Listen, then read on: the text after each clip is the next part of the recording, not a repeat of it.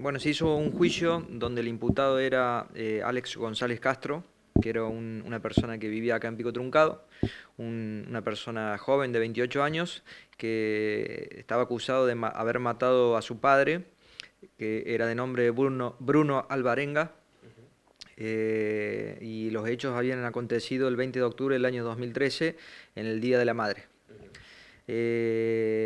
Bueno, se quedó constatado en la causa que el imputado se había juntado con unos familiares y unos amigos a comer un asado previo al festejo del Día de la Madre, o sea que se habían juntado el sábado a la noche, previo al domingo Día de la Madre.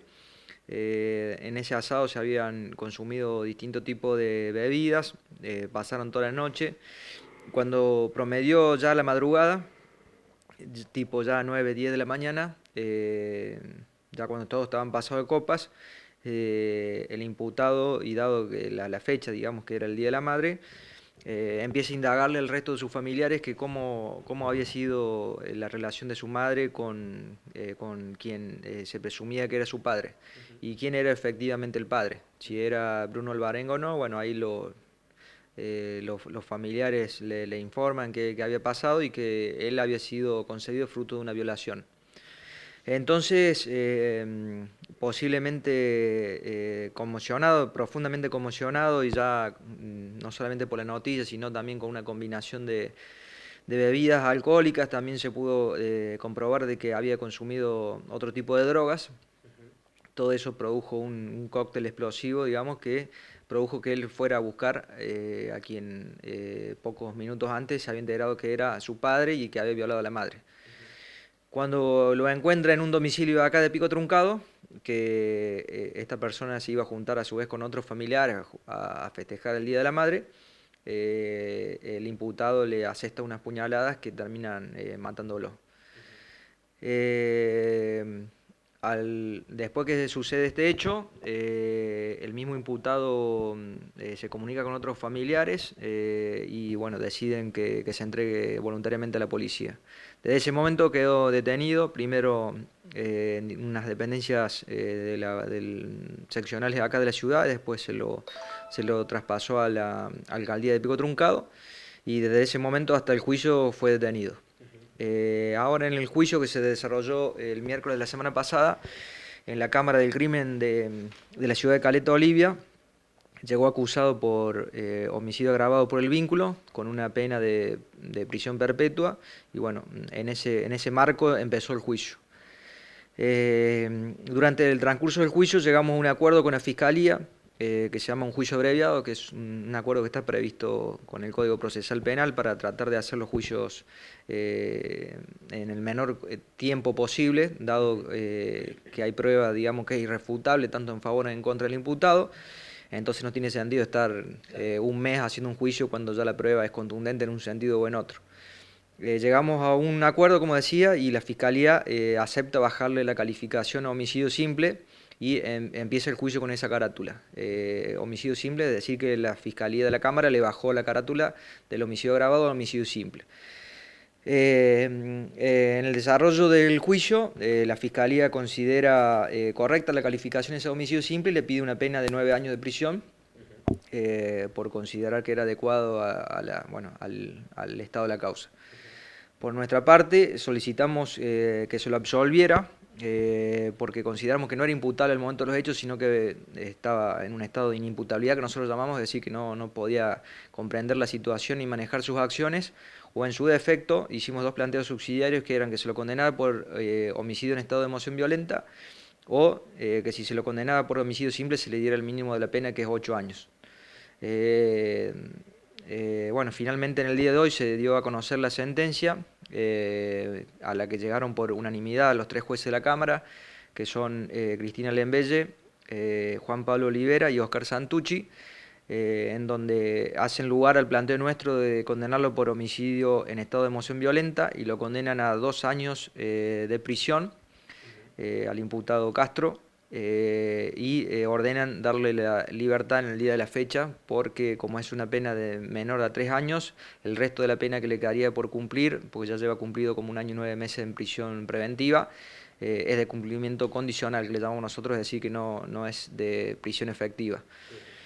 Así que bueno, consideramos que los jueces llegaron a un veredicto justo, sienta jurisprudencia en toda esta zona porque la Cámara no había condenado nunca en estado de emoción violenta a los homicidios, a las que vienen acusados por homicidio, es decir, los condena o los absuelve, no cambia la figura a otra figura menos grave, digamos, como es un homicidio en estado de emoción violenta. Así que consideramos que es una apertura de los jueces, que sienta una jurisprudencia muy interesante para casos futuros. Este es un caso también que los jueces también lo ponen de manifiesto en la sentencia, un caso muy particular con ribetes muy especiales, muy interesante, digamos, incluso para estudiantes de abogacía, para la gente que se interesa por casos policiales, por todos los ribetes, no tanto jurídicos, sino hasta psicológicos que rodeaban el caso.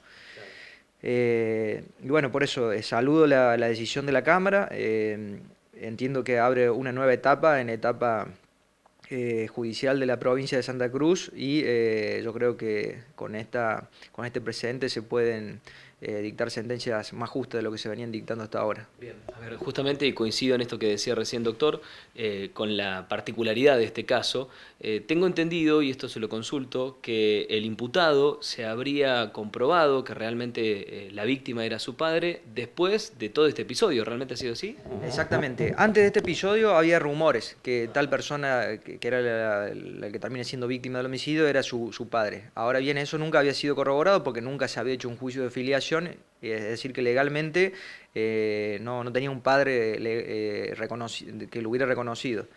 Luego de muerto y al hacerse los estudios de ADN, se corrobora esas versiones, esos rumores, y se determina fehacientemente que era el padre, pues los estudios de ADN son irrefutables.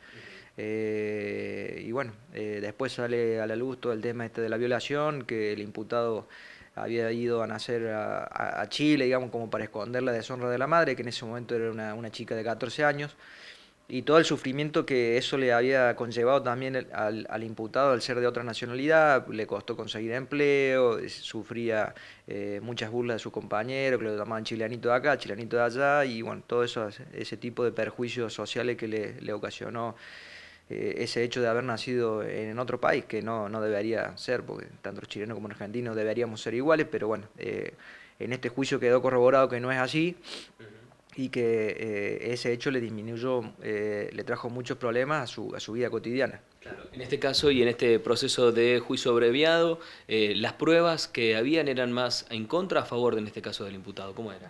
Había muchas pruebas que, como yo decía, corroboraban el estado de conmoción anímica. Si no, yo creo que los jueces no hubieran dado un fallo por unanimidad, porque no hubo ningún juez disidente que expresara otra cosa. Es decir, los tres jueces faltaron en el mismo sentido, que era un homicidio en estado de emoción violenta. Había una pericia psiquiátrica que decía que no, que el imputado había actuado en plenitud de sus facultades. Nosotros esa pericia la habíamos impugnado y bueno, la tenían que resolver acá en el juicio ese pedido de nulidad, porque nosotros entendíamos que era una pericia que se hizo en 5 minutos y que no reunía los requisitos básicos de la psiquiatría, un montón de fundamentos técnicos que nosotros pudimos expresarlo porque tuvimos que reunirnos con un equipo a su vez de psicólogos que nos avalaran y nos planteen, porque no es mi especialidad la psicología ni la psiquiatría.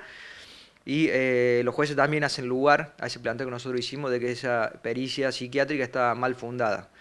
Hay otra pericia psicológica de la perito oficial de acá del juzgado de Pico Truncado que se llama Judis y que corroboraba en alguna medida que digamos, la historia vital del imputado y todas las circunstancias por las que pasó y que hicieron detonante esa noche y posterior mañana en que sucedieron los hechos, efectivamente podrían haber producido en Castro lo que terminó sucediendo, que era una conmoción anímica que le impidió manejar sus acciones. Entonces había pruebas científicas, digamos, que corroboraba lo que nosotros sosteníamos. Incluso había familiares de la víctima, de Alvarenga, que incluso fueron testigos presenciales de cómo sucedieron los hechos y que también corroboraron lo mismo. Y se supone digamos, los testigos que eran familiares de la víctima no iban a tender a favorecer al imputado, sino que era, bueno, todo un cuadro objetivo de prueba que corroboraba para llegar a la conclusión que llegaron los jueces, que efectivamente fue un homicidio en estado de emoción violenta. Bien. De aquí en adelante, la libertad de Castro es inminente, entonces ya es un hecho. Exactamente. Los jueces dispusieron que se disponga su libertad de manera inmediata, así que, bueno, restan hacer un papeleo burocrático de salida de la alcaldía, de controles médicos para ver en el estado que sale y retire sus pertenencias personales. Entonces va a quedar en libertad en lo que le lleve a hacer ese tramiterío. Lo que yo quería agregar es que nosotros pedimos, bueno, al resto de los ciudadanos de Pico Truncado que este juicio se desarrolló con total transparencia, fueron muchos medios a cubrirlo. Entonces, si los jueces llegaron a la conclusión que llegaron es porque le entendieron justo, no hubo ningún juez disidente. Entonces pedimos a los familiares de la víctima y al resto de los ciudadanos que comprendan la sentencia, que se desarrolló un proceso con todas las garantías para todas las partes y que los jueces por unanimidad llegaron a este resultado. Entonces pedimos que esta sentencia sea una página final en el capítulo de violencia que puede llegar a haber habido entre estas familias y que sirva para pacificar y dar vuelta a la página.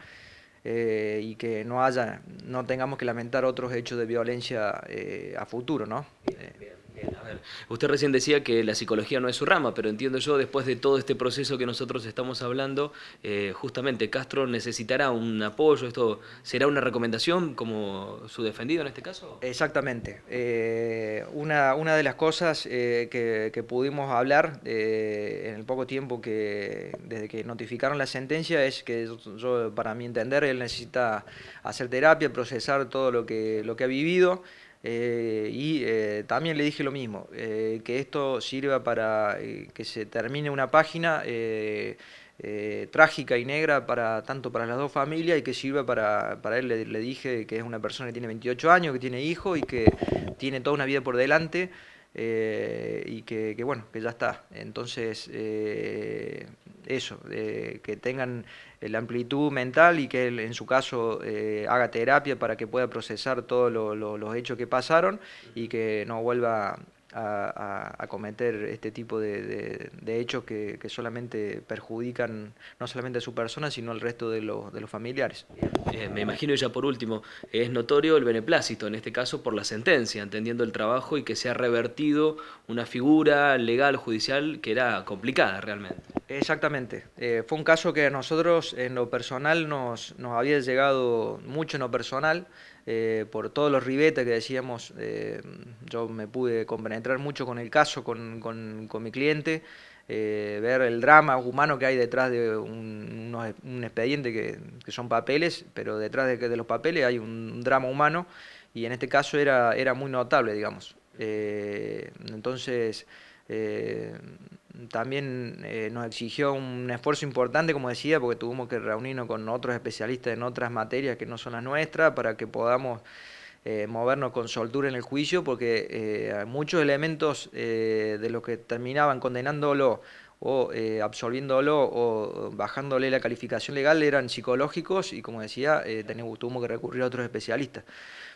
Así que bueno, un caso muy que en lo personal nos marcó mucho y que, bueno, por suerte, y más allá del aspecto personal del imputado o mío, de la satisfacción de que se cumplieron los objetivos que nos habíamos trazado al inicio del juicio, es la satisfacción, como decía, porque se abre una nueva etapa en la jurisprudencia de la región, porque este juicio va a marcar un antes y un después en cuanto al homicidio en estado de emoción violenta que no hay antecedentes.